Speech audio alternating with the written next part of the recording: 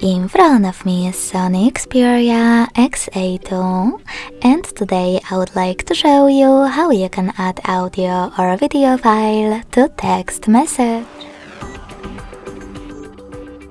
You need to begin by opening Messages app and clicking on one of your chats.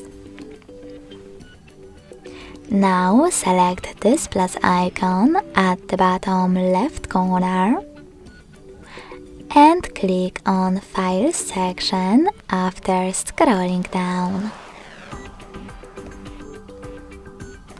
Now you can select those three lines at the top left corner and tap on one of your sources. I will go with Downloads. Finally, just hold the video or audio file that you wish to add and select Open at the top right corner. As you can see, after that, my file was successfully added. Thanks so much for watching. If you enjoyed this video, smash that like button, comment and subscribe. Bye!